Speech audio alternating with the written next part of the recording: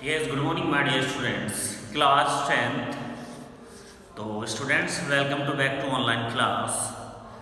तो class 10th students, जैसे कि हम सभी जानते हैं हमारे बोर्ड के एग्ज़ाम हैं, टर्म 1 हो चुके हैं, तो हमारा टर्म 2 का जो सिलेबस है वो हमारा चल रहा है। तो ऑफलाइन क्लासेस में हमने क्या है 3 चैप्टर्स इसमें कंप्लीट कर लिए थे और अब आज हम चैप्टर 4 शुरू करने वाले हैं। चैप्टर 4 का नाम दिया है create database object.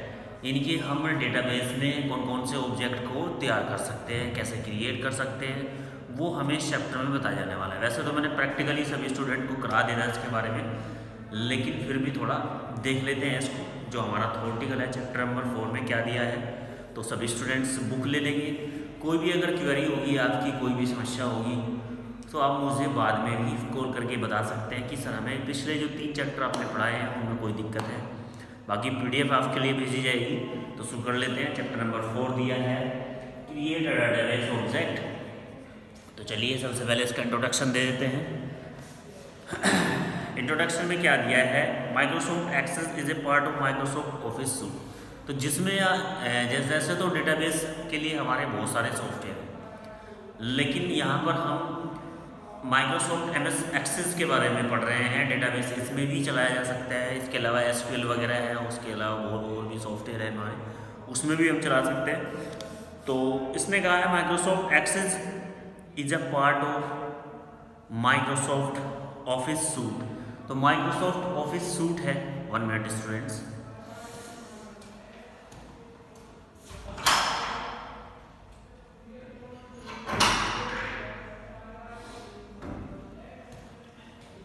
Office suit का मतलब ये है कि जो हमारा Microsoft Word, Excel, PowerPoint सारे इसी में होते हैं, तो इसमें भी एक पार्ट होता है माइक्रोसॉफ्ट MS एक्सेस का। It is the relational database management system. इसको हम RDBMS भी कह सकते हैं, रिलेशनल डेटाबेस मैनेजमेंट सिस्टम। यानी कि डेटाबेस को एक दूसरे से रिलेशन में लाना, अटैच करना, एक टेबल से दूसरे टेबल को अटैच कर देना, या फिर एक डेटा को दूसरे टेबल में ट्रांसफ़र कर देना, वो होता है रिलेशनल डेटाबेस मैनेजमेंट सिस्टम। आगे क्या दिया है, Access data is store in the related table. Mostly हमारे यहाँ जो डेटा स्टोर होता है एक्सेस में, वो टेबल में स्टोर होता है। Where the data is one table is related to the data is another table. जहाँ पर एक डेटा दूसरी टेबल से रिलेटेड होता है। मान लीजिए फॉर एग्जाम्पल यहाँ पर देखिए,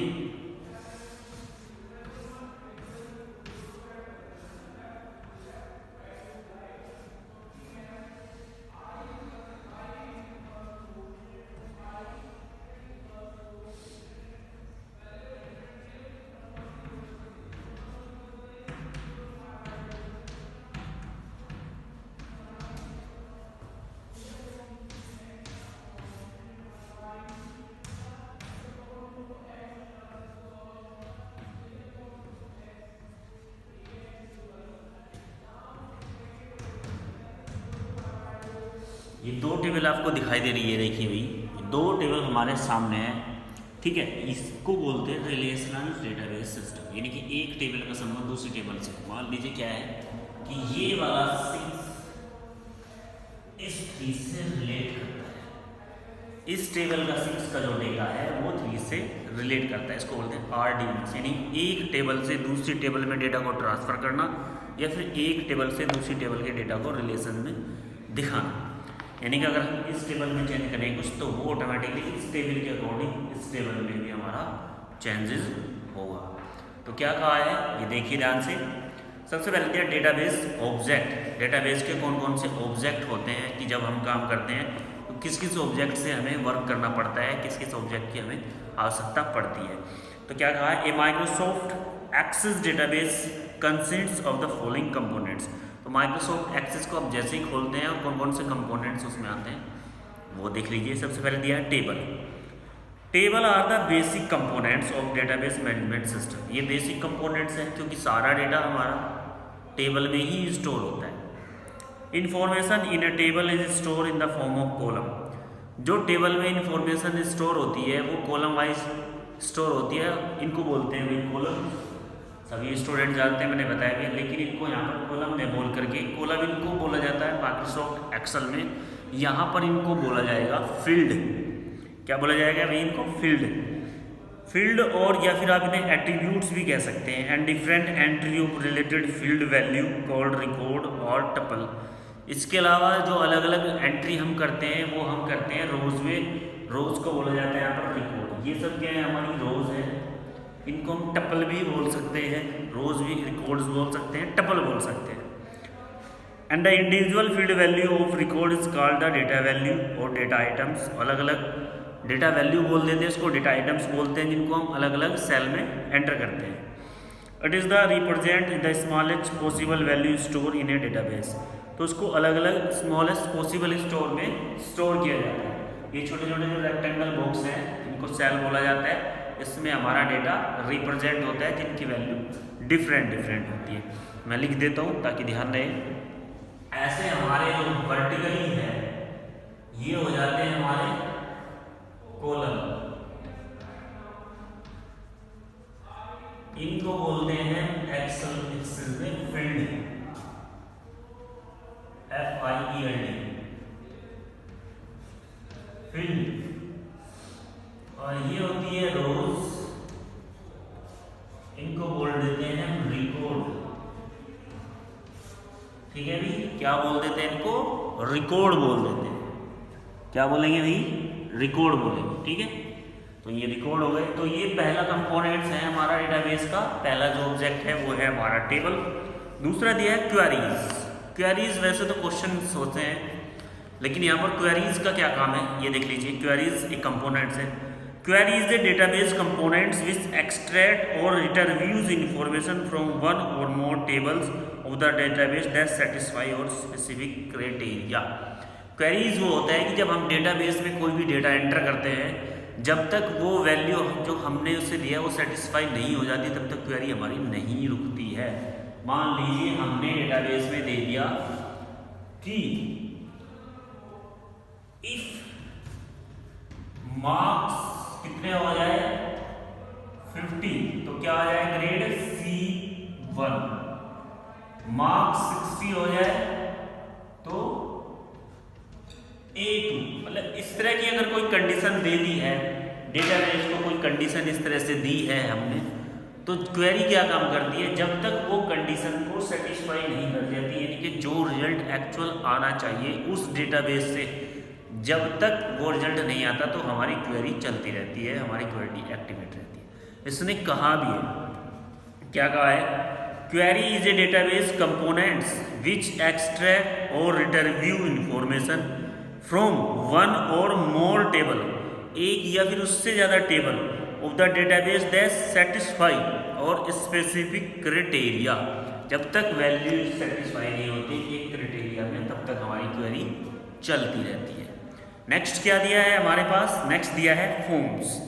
forms is a database component that act the user interface to enter, edit, view और search of data store in a single और मल्टीपल टेबल। फॉर्म्स एक ऐसी चीज होती है जहां पर आप डेटा डालते हैं।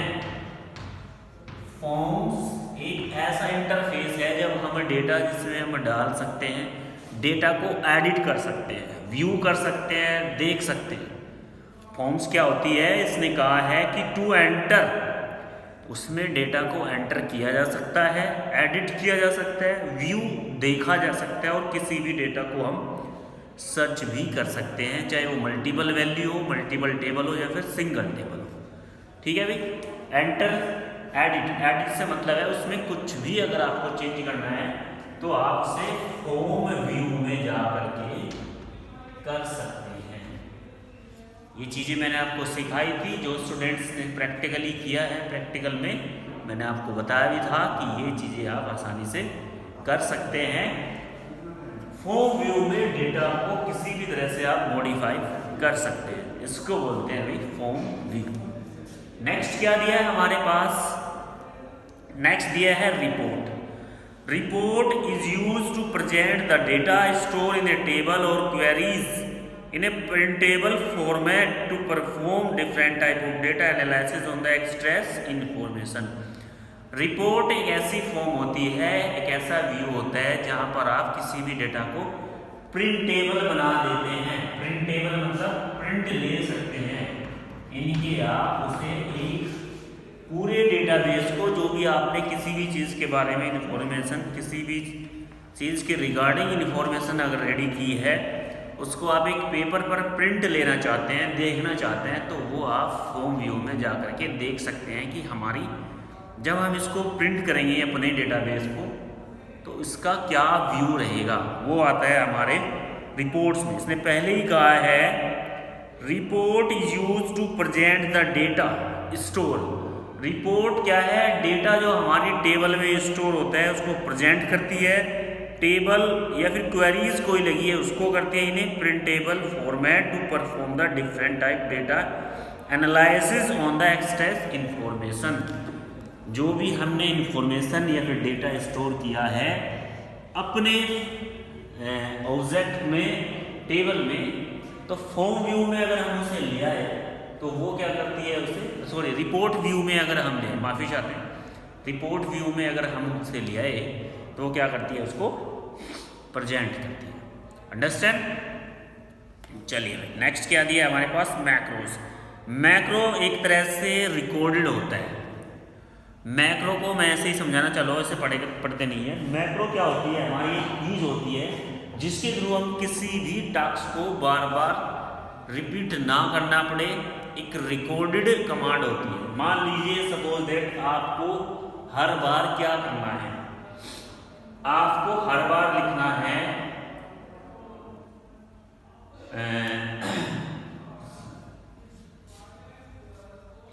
आपको ये हर बार फॉर्मूला लगाना है। एक मैथ का एग्जाम्पल आपको हम दे रहे हैं, सिंपल इंटरेस्ट ऐसा ही जिसको बोल देते हैं, PR मल्टीप्लाई T अपॉन 100, ठीक है, PRT, ठीक है, PRT।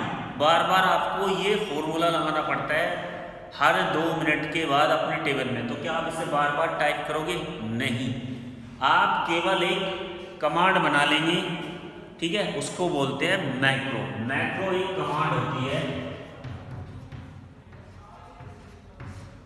ठीक है, जो किसी भी टास्क को रिकॉर्ड कर सकते हैं आप, किसी भी चीज को। मान लीजिए मैंने ये पूरी टेबल बनाई, इसमें पूरा डेटा डाला, अगले दिन फिर मुझे आना है और नया डेटाबेस बनाना है, उसमें भी फिर इसी टेबल की आवश्यकता पड़ने वाली है, और इस टेबल को बनाने में मुझे 1 घंटा लगा।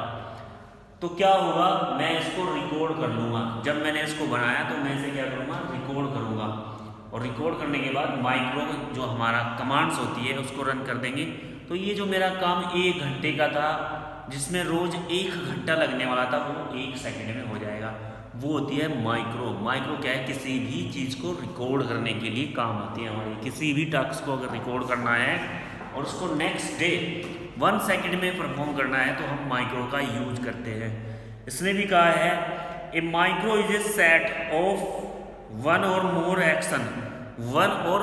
एक्शन, एक या फिर उससे ज़्यादा action that are recorded as the sequence to perform the particular operation. जिस एक सीक्वेंस में किसी भी पर्टिकुलर ऑपरेशन को परफॉर्म करना है।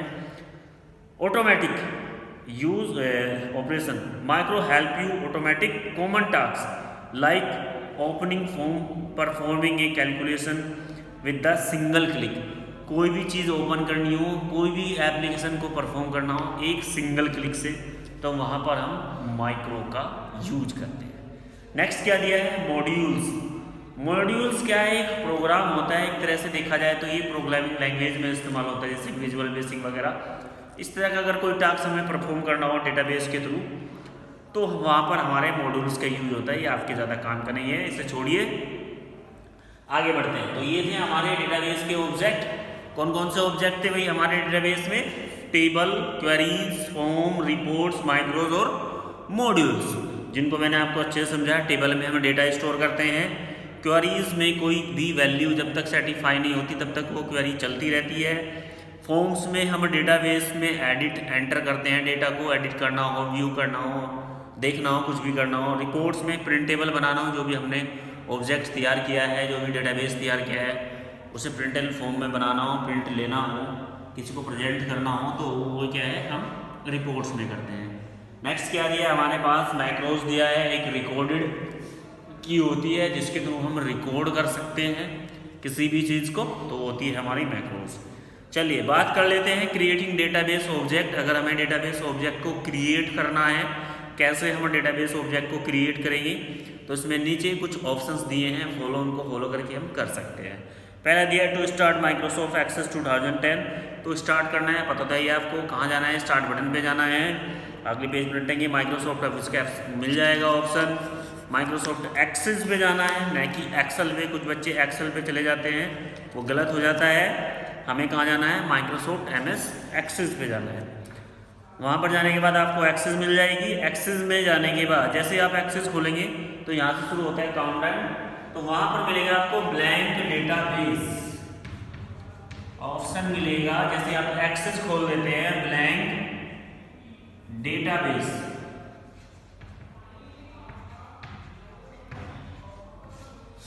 मिल गया ब्लैंक डेटाबेस। ब्लैंक डेटाबेस पर आपको क्लिक कर देना है। उसके बाद नीचे क्रिएट का ऑप्शन लिखा रहता है। क्या लिखा रहता है? क्रिएट। क्रिएट के नीचे फाइल नेम, सॉरी ऊपर फाइल नेम यही लिख देते हैं, ऐसे कोई बात नहीं, फाइल नेम। यहाँ पर एक बॉक्स होता है, इस बॉक्स में आप किसी भी फाइल का नेम लिखेंगे। जैसे आप ब्लैंक डेटाबेस पर क्लिक कर देते हैं, किसी भी फाइल का नेम लिखेंगे। नेम लिखने के बाद यानी कि जो आप फाइल बनाना चाहते हैं अपनी, आपने क्लिक किया माइक्रोसॉफ्ट प्रोग्राम, माइक्रोसॉफ्ट ऑफिस, उसके बाद ब्लैंक डेटाबेस, फिर क्या करना है, आपको नेम लिखना है। नेम लिखने के बाद नीचे आएगा क्रिएट का ऑप्शन, क्रिएट के ऑप्शन पे क्लिक कर देंगे तो आपका डेटाबेस क्रिएट हो जाएगा। पेज नंबर 280 पे दिया है, कुछ इस तरह से आएगा। उसमें भी आपको कुछ कंपोनेंट्स दिए हैं इसमें कि जब आप अपना डेटाबेस में आ जाएंगे तो एक टेबल सी बन के आ जाएगी। हमारी टेबल तो नहीं होगी, कुछ इस तरह से बॉक्स बने रहेंगे, दिखाई जाएगा बच्चों को, तो इस तरह से कुछ बॉक्सेस आपके बने रहेंगे, वो डेटाबेस आ जाएगा। तो चलिए बात कर लेते, नीचे दिया है इसने तो कौन कौन से, पेज नंबर 281, तो इसने दिया है Access create the new database will be empty table named table 1। तो टेबल आपके सामने आ जाती है, इम्पेटी टेबल होती है, उसका नाम होता है table 1। Having a default field name ID it's which can be use to design the first customize table the row new database. तो उसमें आपको क्या मिलेगा, एक ID का ऑप्शन मिलता है और कुछ नहीं मिलता है। आप अपने हिसाब से उसे कस्टमाइज कर सकते हैं, अपने हिसाब से उसे डिजाइन करते हैं, जैसे कि मैंने आपको प्रैक्टिकली भी करके दिखाया था लैब में और बच्चों ने किया भी है। चलिए आगे दिया है components of Access window. Components of Access window, Access window के कौन कौन से कंपोनेंट्स होते हैं?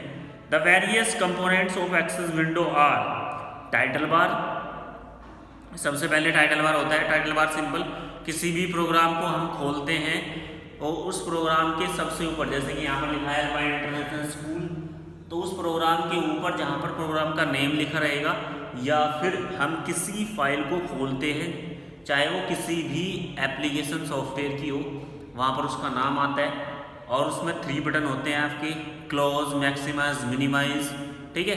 फाइल मेन्यू होती है, तो उसको बोलते हैं हम टाइटल बार, जिस पर हमारे प्रोग्राम या फिर किसी भी फाइल का नेम दिया रहता है। इसने भी दिया था title bar present at the top of the Access window, Access window के बिल्कुल टॉप पर ये प्रेजेंट रहता है।